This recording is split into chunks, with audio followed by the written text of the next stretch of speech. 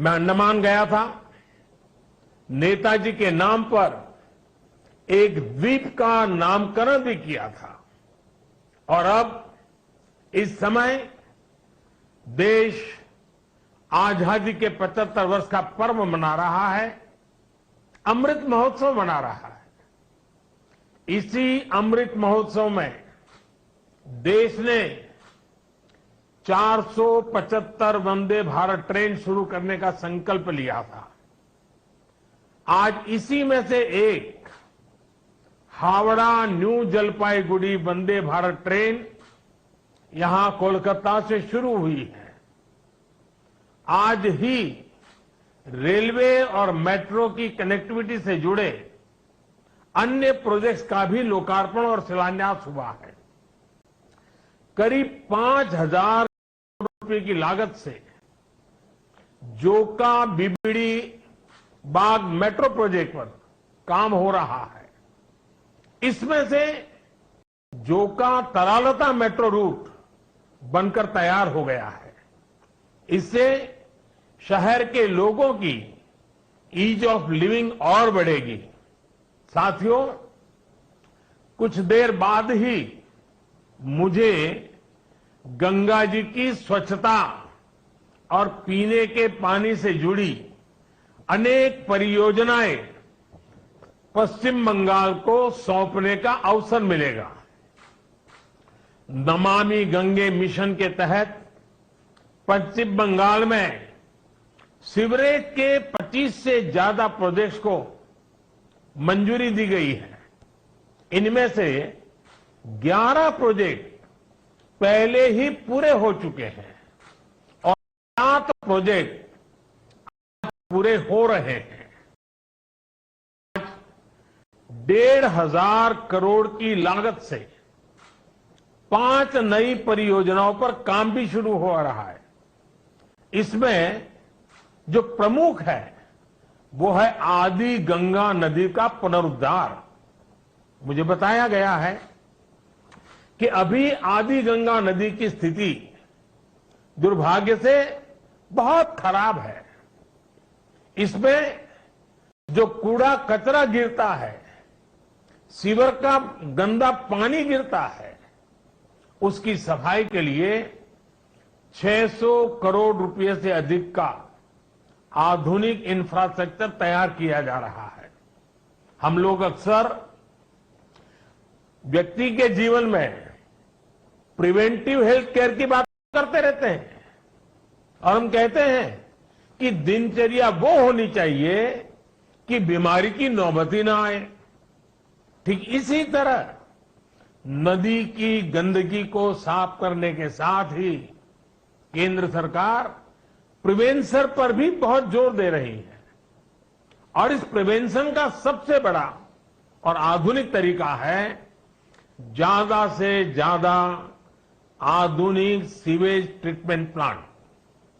आने वाले 10-15 साल बाद की जरूरतों को ध्यान में रखते हुए देश में आज ही आधुनिक सीवेज ट्रीटमेंट प्लांट लगवाए जा रहे हैं।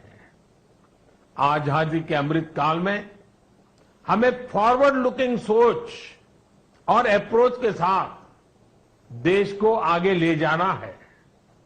साथियों, इस 21वीं सदी में भारत के तेज विकास के लिए भारतीय रेलवे का भी तेज विकास, भारतीय रेलवे में तेज सुधार, ये सारी बातें बहुत जरूरी हैं।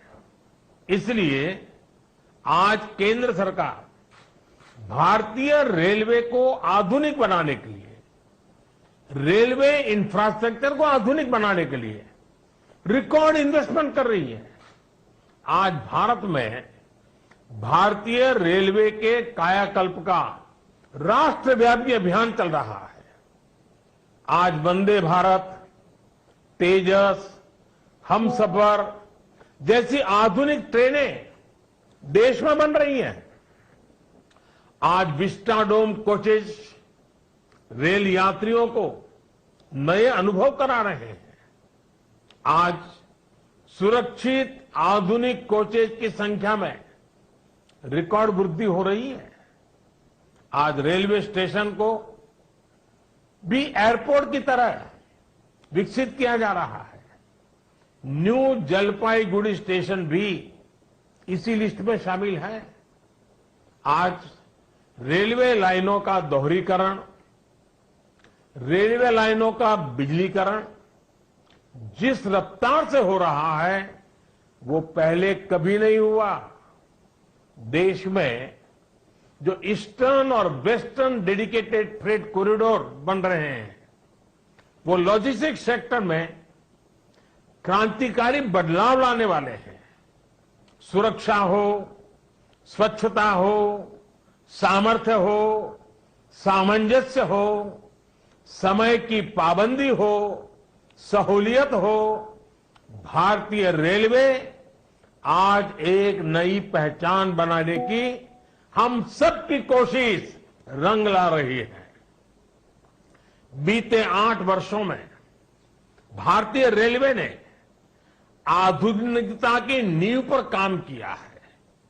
अब आने वाले 8 वर्ष में हम भारतीय रेलवे को आधुनिकता की नई यात्रा पर निकलते हुए देखेंगे। भारत जैसे युवा देश के लिए भारतीय रेल भी युवा अवतार लेने जा रहा है और इसमें निश्चित तौर पर 475 से ज्यादा वंदे भारत ट्रेनों की बड़ी भूमिका होगी। साथियों, आजादी के बाद के 7 दशकों में 20,000 रूट किलोमीटर रेल लाइन का बिजलीकरण हुआ। वहीं 2014 में हमारी सरकार बनने के बाद बीते 7-8 वर्षों में ही 32,000 रूट किलोमीटर से ज्यादा रेल लाइन का बिजलीकरण हो चुका है। ये है देश के काम की रफ्तार, रेलवे के आधुनिकीकरण की रफ्तार। और इस रफ्तार को तेज करने के लिए अब भारत में दुनिया के सबसे शक्तिशाली बिजली के रेल इंजनों का भी तेजी से निर्माण हो रहा है। साथियों, आज के भारत की स्पीड और स्केल का एक और प्रमाण हमारा मेट्रो रेल सिस्टम है। कोलकाता के लोग जानते हैं कि दशकों से मेट्रो रेल पब्लिक ट्रांसपोर्ट का कितना बेहतरीन माध्यम रही है। 2014 से पहले तक देश में कुल मेट्रो नेटवर्क 250 किलोमीटर से भी कम था और इसमें भी सबसे बड़ी हिस्सेदारी दिल्ली एनसीआर की ही थी। केंद्र सरकार ने इस स्थिति को भी बदलता हुआ है, उसको बदलने का पूरा प्रयास किया है और बहुत तेजी से बदला है। बीते 8 वर्षों में हमने मेट्रो का 2 दर्जन से अधिक शहरों तक विस्तार किया है। आज देश के अलग अलग शहरों में लगभग 800 किलोमीटर ट्रैक पर मेट्रो चल रही है। 1000 किलोमीटर के नए मेट्रो रूट पर तेजी से काम चल रहा है। जोका बीबीडी मार्ग मेट्रो परियोजना इसी संकल्प का हिस्सा है। साथियों, पिछली सदी के भारत की 2 और बड़ी चुनौतियां रही हैं जिन्होंने देश के विकास पर बहुत नकारात्मक असर डाला है। एक चुनौती रही इंफ्रास्ट्रक्चर के कार्यों में विभिन्न एजेंसियों में तालमेल की कमी और दूसरी चुनौती रही ट्रांसपोर्ट के विभिन्न साधनों में भी 32,000 तालमेल का जीरो रेल लाइन का बिजलीकरण। इसका नतीजा ये हुआ, ये है कि सरकार के एक विभाग को की रफ्तार पता ही नहीं होता था रेलवे के कि दूसरा विभाग कहाँ नया काम शुरू करने वाला है। इसका खामियाजा देश के ईमानदार टैक्स पेयर को उठाना पड़ा। रेलवे के दूसरा देश का ईमानदार टैक्स पेयर हमेशा से इसका खामियाजा सरकारी पैसे की बर्बादी से, टैक्स पेयर परियोजनाओं में देरी से, देश का ईमानदार भ्रष्टाचार से हमेशा नफरत का सरकारी जब वो देखता है कि उसकी गाड़ी कमाई से दिए हुए टैक्स से गरीब का नहीं बल्कि किसी भ्रष्टाचारी का भला हो रहा है तो उसका खिन्न होना स्वाभाविक है। पैसे की इसी बर्बादी को रोकने के लिए विभागों में, सरकारों में तालमेल को बढ़ाने के लिए पीएम गति शक्ति नेशनल मास्टर प्लान लागू किया गया है। अब चाहे विभिन्न राज्य सरकारें हो, अलग अलग सरकारी विभाग हो, कंस्ट्रक्शन से जुड़ी एजेंसियां हो या इंडस्ट्री के लोग हो, सब एक ही प्लेटफॉर्म पर आ रहे हैं। पीएम गति शक्ति देश में ट्रांसपोर्ट के अलग अलग माध्यमों को जोड़ने, मल्टी मॉडल कनेक्टिविटी के काम को भी गति दे रहा है। आज देश में रिकॉर्ड तेजी से हाईवे बन रहे हैं, एयरपोर्ट बन रहे हैं, वाटरवे बन रहे हैं, नए पोर्ट बन रहे हैं और इसमें भी सबसे बड़ी बात यह कि इन्हें अब इस तरह तैयार किया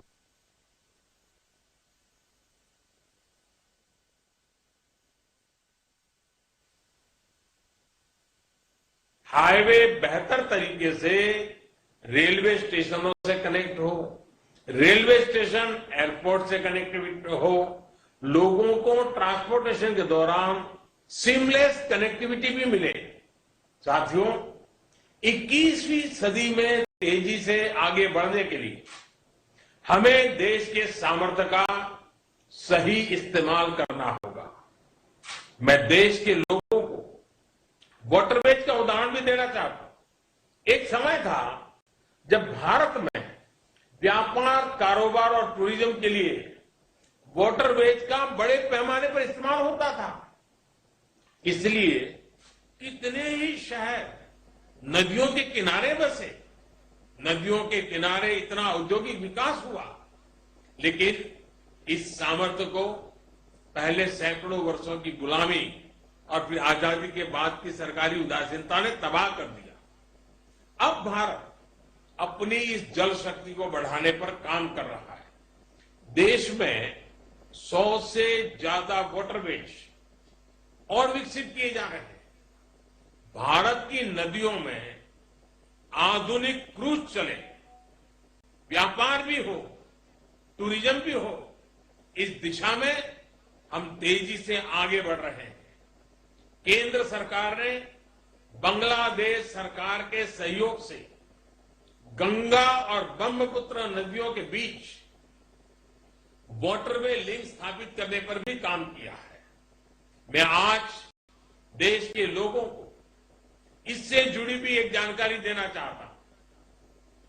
13 जनवरी 2023 को काशी से, वाराणसी से एक क्रूज जा रहा है जो 3200 किलोमीटर लंबे वाटरवे से होते हुए, बांग्लादेश से होते हुए डिब्रूगढ़ तक पहुंचेगा। ये पूरे विश्व में अपनी तरह का अभूतपूर्व क्रूज होगा। ये भारत में बढ़ते क्रूज टूरिज्म का भी प्रतिबिंब बनेगा। मैं पश्चिम बंगाल के लोगों से भी आग्रह करूंगा कि इसका जरूर लाभ उठाएं। वैसे आज मैं एक और बात के लिए विशेष तौर पर बंगाल के लोगों को नमन करना चाहता हूं। बंगाल के लोगों में देश की मिट्टी के प्रति जो प्रेम रहा है उसका तो मैं हमेशा कायल रहा हूं। देश के विभिन्न हिस्सों को जानने के लिए, देश के विभिन्न हिस्सों में भ्रमण के लिए बंगाल के लोगों में जो उत्साह होता है वो अद्भुत होता है। बहुत से लोग पहला मौका मिलते ही किसी और देश में घूमने निकल जाते हैं, लेकिन बंगाल के लोग हमेशा अपने देश को प्राथमिकता देते हैं। बंगाल के लोग पर्यटन में भी नेशन फर्स्ट की भावना को लेकर चलते हैं। और आज जब देश में कनेक्टिविटी बढ़ रही है, रेलवे, हाईवे, वाटरवे आधुनिक हो रहे हैं, तो इससे ईज ऑफ ट्रैवल भी उतना ही बढ़ रहा है। इसका बड़ा लाभ बंगाल के लोगों को भी मिल रहा है। साथियों, गुरुदेव टैगोर द्वारा रचित प्रसिद्ध पंक्तियां हैं, ओ ओमार देशेर माटी, तोमार पौरे ठेकाई माथा, यानी हे मेरे देश की माटी, मैं तुम्हारे आगे अपना सर झुकाता हूं। आजादी के इस अमृत काल में मातृभूमि को सर्वोपरि रखते हुए हमें मिलकर काम करना है। आज पूरी दुनिया भारत को बहुत भरोसे से देख रही है। इस भरोसे को बनाए रखने के लिए हर भारतीय को पूरी शक्ति लगा देनी है।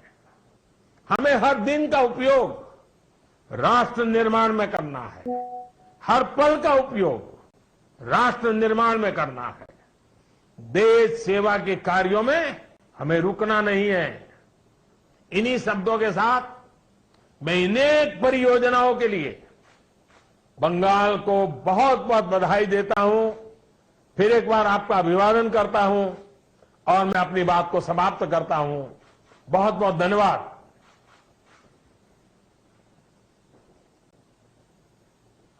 और